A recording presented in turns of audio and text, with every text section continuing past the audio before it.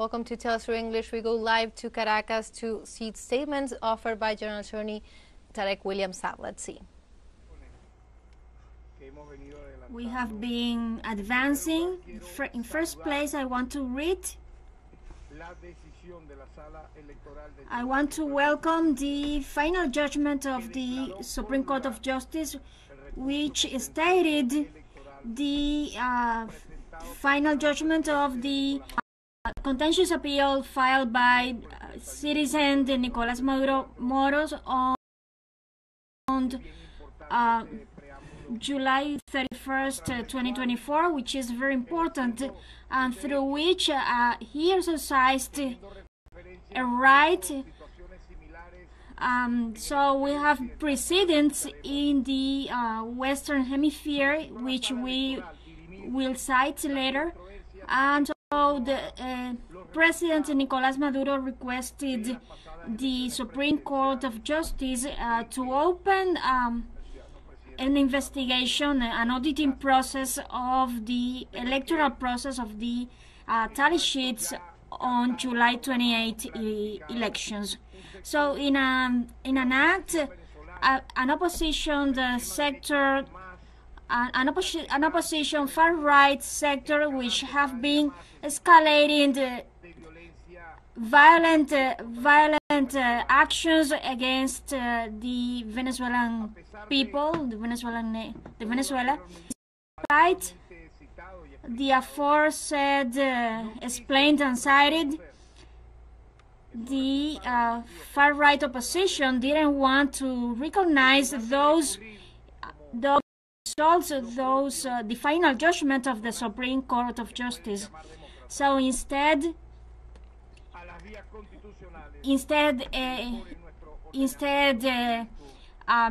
going through the institutional routes, the opposition called to violence, so we denounced, and we have been talking about this with diplomatic corps, and they used organized criminal groups, common criminals, who were nearby the parallel organization to them, including the bad-called commanditos, to achieve something that they didn't achieve by the electoral process. So it is important to highlight that in our condition, in our function as prosecutor's office, we participated in the 3 hearings summoned by the electoral chamber on 7 and 9 of August, in which the presidential candidates appeared, except for one, Edmundo González Urrutia, who was absent, disregarding the summons of the Supreme Court of Justice, and demonstrating his disrespect of the Venezuelan state and institutions represented by the Republic. I want to highlight the historical final judgment through the electoral chamber, which have recent precedents in the world. Particularly, I want to cite those of the Western Hemisphere.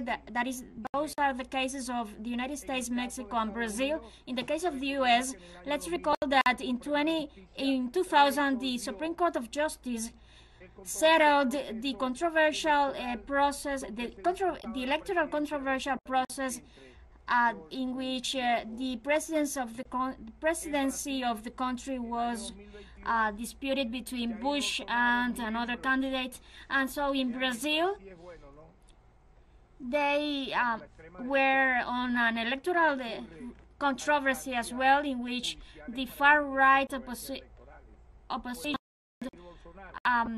filed an appeal before the Supreme Court of Justice of Brazil, the one that it is in charge of affairs, and so there he recognized and respected the court. Jair Bolsonaro did it, being a far-right man who has been in favor of fascism on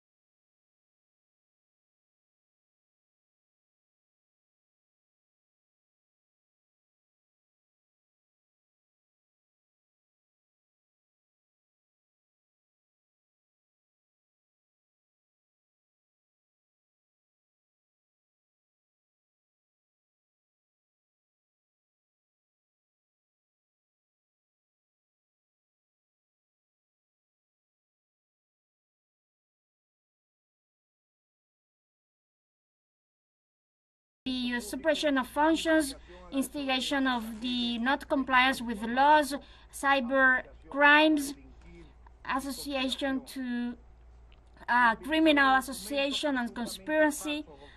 So those fake documents uploaded on the website resultadospresidenciales.com. Likewise, the massive cyber attack denounced against the National Electoral System, which were anti-judicial behaviors and institutional crimes against the judicial order. And so that's the side about the final judgment of the Supreme Court of Justice and the investigation that we are carrying out. It is anticipated by the prosecutor's office and supported by other institutions. We are just verifying the people and the websites used to generate uncertainty and unrest on the population. And so it is evident the criminal behavior of González Urrutia by not appearing before the Supreme Court of Justice, which the court declared that this citizen did not comply with the summons, and so he has to be sanctioned as the Article 200, as the articles of the Constitution of the Penal Code stipulated. So let's see how this alleged candidate, I want to make a reflection, I want to mull as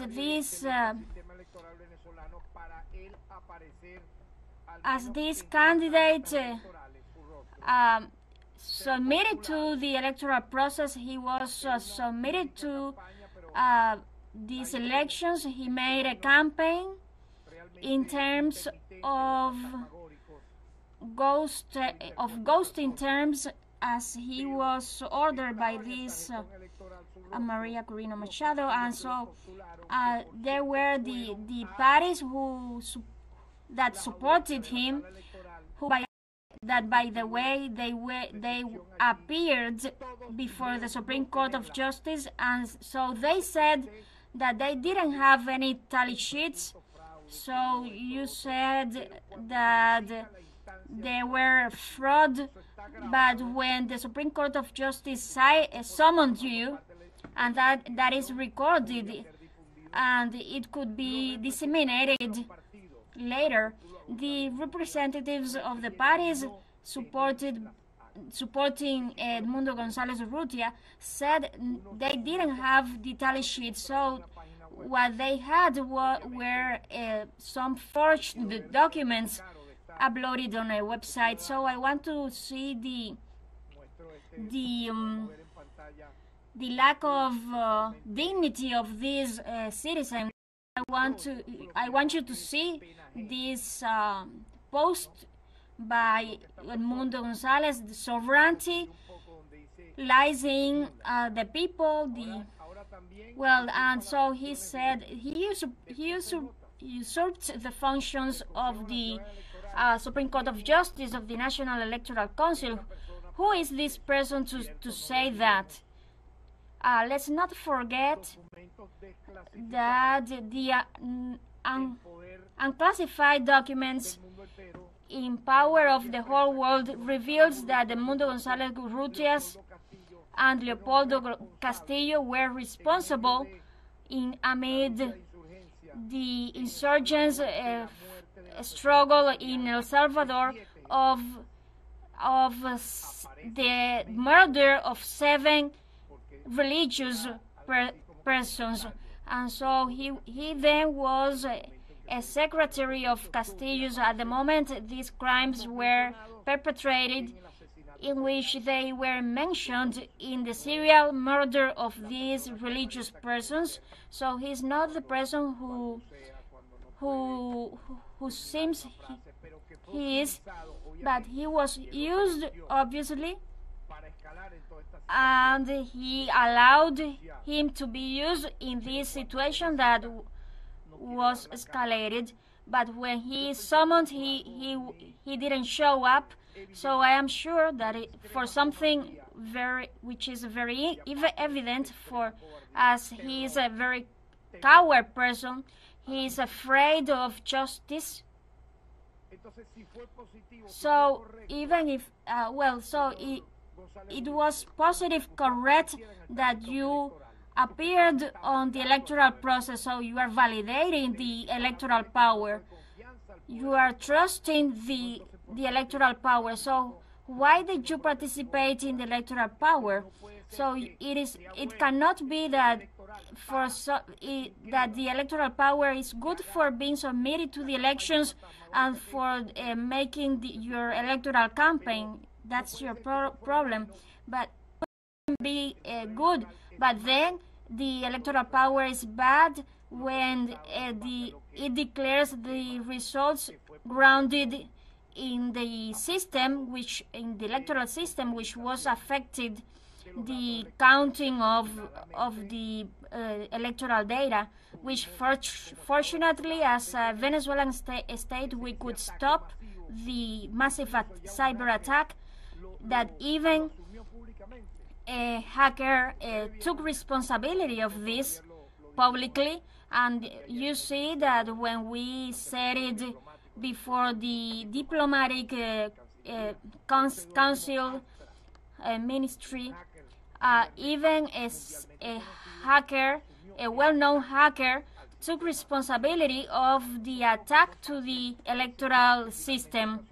And this plan brought about the non-violence in which all were accountable of the 27 deaths, of the 190 injured.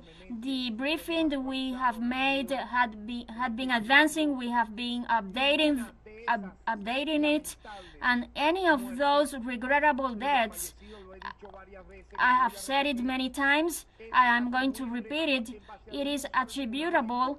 There is no single claim, allegation in any prosecutor's office or a nationwide or even in our office attributable to security forces of the state, to the forces of the states, and so that's where they are planned to.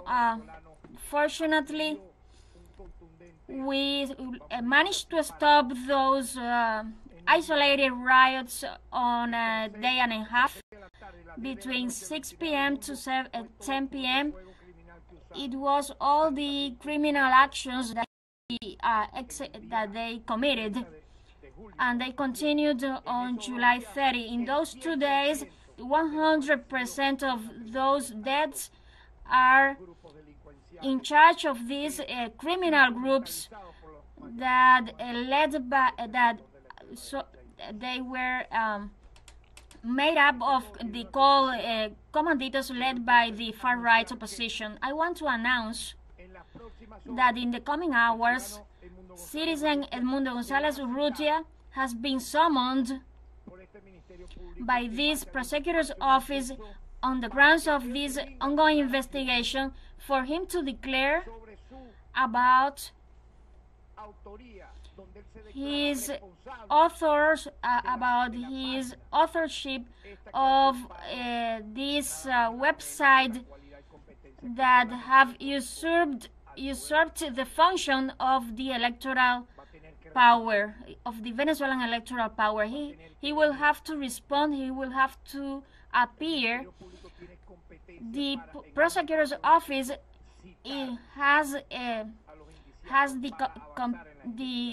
the authority to summon the involved to advance the investigation. So in that regard, you probably will know that such summons, and we hope that the citizen who hasn't been showing up,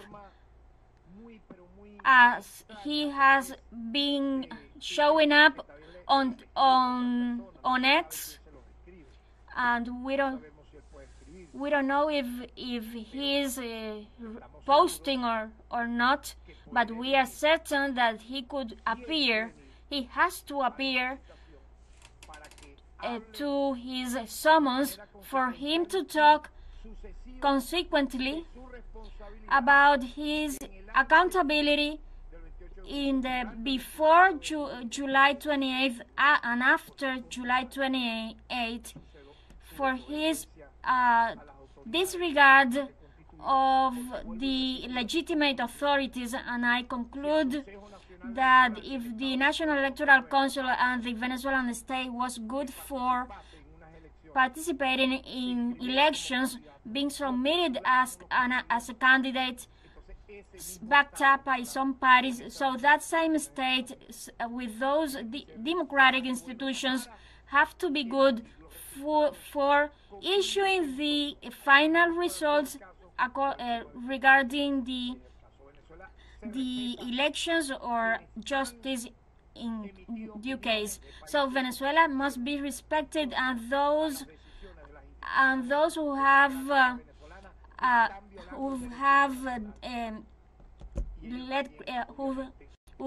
deemed about Venezuela's elections are violating the human rights. And so Venezuela has been an example for non-intervention and respecting the self-determination of the people. So thank you very much. We will listen to the Attorney General of Venezuela, Tarek William Saab, who addressed the investigation process into the criminal acts performed by the so-called comanditos financed by the far right. In this context, he underscored the significance of the final judgment issued by the Venezuelan top court on Thursday that validated the results of the CNE, giving the presidency and the electoral win to Nicolas Maduro. And he also spoke about the precedents on Western countries such as Mexico, the U.S., and Brazil regarding similar events. He also spoke to the responsibility that lies in far-right sectors regarding the acts of violence that followed on the July 28th elections as part of destabilization attempts that the prosecutor's office continues to investigate. We will have more information on upcoming news briefs. Stay tuned with teleSUR English.